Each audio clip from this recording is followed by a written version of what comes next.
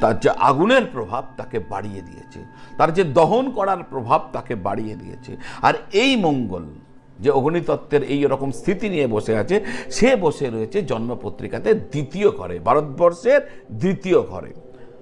সাধারণ মানুষের ক্ষেত্রে দ্বিতীয় ঘরকে বলা হয় কুটুম্বের ঘর, অর্থাৎ আত্মীয়ের ঘর। আর এই সূত্রকে যদি আপনি ভারতবর্ষের জন্মকুণ্ডলীতে স্থাপন করেন, তাহলে এটা ভারতবর্ষের আত্মীয়ের ঘর, অর্থাৎ প্রতিবেশীর ঘর, নিকট আত্মীয়ের ঘর, নিকট প্রতিবেশী তাদের ঘর।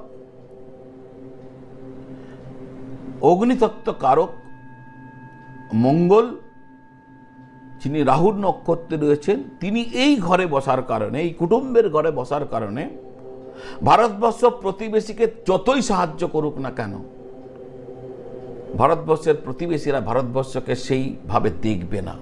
এই স্থানটা, এই মঙ্গলের